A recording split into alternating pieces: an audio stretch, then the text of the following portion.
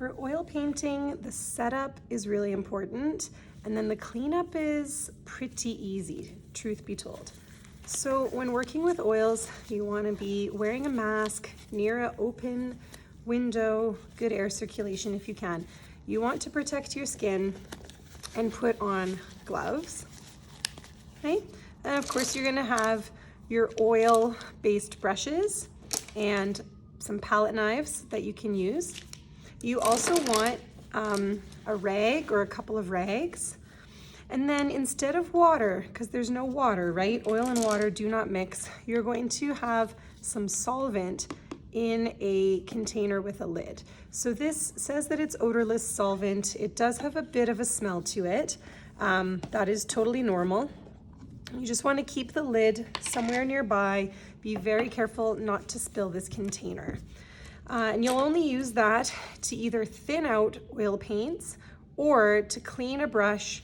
You would run it through your solvent and then you would take it to the rag, okay?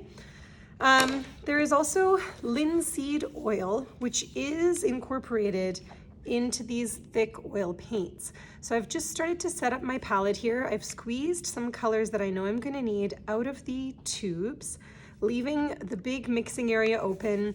And I typically put white in a larger amount because that is something that you use the most. One thing when you're getting the oil paints out of these tubes, most of them are in metal tubes, and so really try to always squeeze from the bottom and keeping that either flat or rolled up as you go, because they can get dented or they can get a bit weird. And then try to keep the lids really clean so that there's a nice seal on those. So put them into your palette once, and then the beauty is everything with oil is going to stay wet, and at the end of the class you can just put the lid and close it shut on top of your palette. So there's no need to clean your palette every time. You're just going to want to clean your brushes at the end of the class. So now that I'm ready to paint, one thing that I like to do is to just activate some of these oils. Sometimes I give myself a bit of linseed oil just in the middle of the palette there. And if it's poured out of the tube and it's seemed a little bit dry, you can mix this linseed oil in. And you can also thin out your paint with, as I said, that solvent. But the linseed oil is going to do a really gorgeous job of helping that paint start to flow. And if you mix in the oils, it also gets that paint to stay really wet.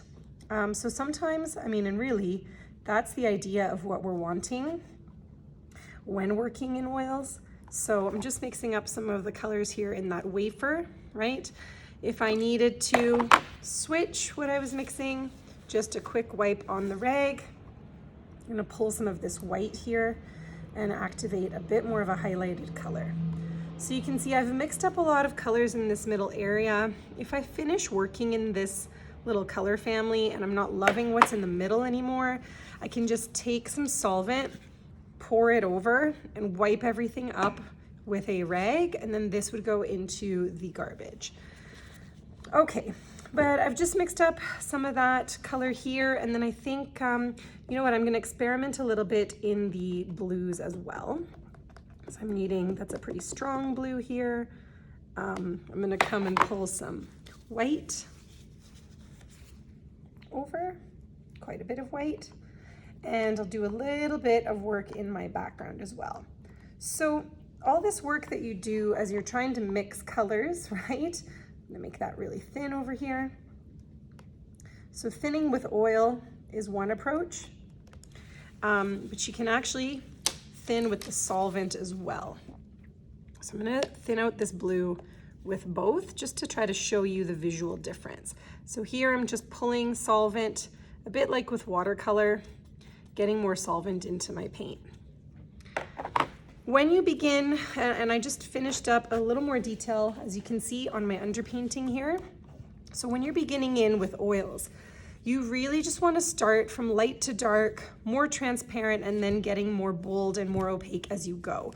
So I can sort of come here and I can start to add and build into my background. I'm going in a large area, just in the hopes that you can kind of see how the oil is reacting with the acrylic, okay? You can see here where it's really blending so easily and nicely.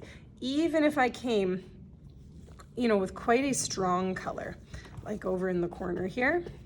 What's amazing with the oils is even just going into the solvent with that brush, I can pull it around a bit more and I can thin it, and it's super, super blendable. The only word of caution is, you know, you don't want to over blend. And you don't want to just keep layering and keep pouring solvent or oil on. It's going to get super, super muddy. So we just want to be thoughtful with those areas where you're using a large brush and you want that transparency. Okay, I'm going to build this overlay a bit more now with the white. I'm going to come in direct with my brush. Okay, get some linseed oil. You can pull stronger whites in. And it's gonna do some really cool stuff. And then this is still gonna be somewhat wet for a few days' time. Again, depending on how much linseed oil you added, okay, or how thickly you were applying the paint. I'm gonna just switch to a smaller brush for a moment here and work on this other area where I started to mix tones. So again, you can see how the underpainting is going to really help me here, but I'm going to want to come in and start to just define light, medium, darks, starting to get more texture into this, starting to make it look a bit more like what I saw, or what I can still see in my reference photo, which you do want nearby. So if I lay this down and I'm not super happy with some part of it, I don't know, let's say I came up here and it felt a little bit, I don't know, the paint was too thick or too dark or too strong. You can use your rag as well. You can come in and sort of lift up or wipe it away. Some artists really like to use their rag, in fact, to kind of blend in without a brush. So you can see how I can come into the background where all of that's still sitting, and I can even use that rag. Okay, it's pulled up a lot of that paint to really soften and create texture. But it's like any other approach to painting here. You definitely just want to go slow and steady. Again, you can apply it thickly, thinly. You're trying to get all these highlights, but what's beautiful again is if I came in even with something quite strong, I've got quite a bit of thick white paint loaded up. As I come over that other area, it just blends back into one another so easily. And it's really going to help me to build up textures and explore all that lovely blendability. One thing that you need to keep in mind, you won't be able to add more acrylic again once you start to layer in these oil paints. So make sure that you're really ready for this particular step before you begin. Okay? And then it will take quite a long while to dry on your paint surface. Just gonna add a few more shadows before I stop for now. It also is going to take quite a while to dry inside your palette, particularly with the lid. But if anything does harden up on you, like let's say I wanted to reuse these colors that I mixed, that's all good. You just take a few drops of that linseed oil and then you want to work it back in with a palette knife or a brush if you're about to paint directly with it. So oil paint builds in layers. It builds right over top of the underpainting. You can really start to get into some small, amazing detail. Use the right tool for the job. And again, you don't need to clean your whole palette. You just want to take these brushes, give them a really good rinse in the solvent at the end of the period. because they can get quite hard and crusty. So make sure that all the color is wiped right out of those. And if they're looking clean, lid goes back on here. The lid is going to pop onto your palette and close shut. And then make sure that you're painting, especially if you can see how wet it is in some of these areas with all that solvent and all that oil, it's going to need to dry either flat in a shelf or on an angle in the vertical shelving. It takes time and patience, and it's one of those things you'll learn it the best just by giving it a try. So have fun with your oil paints.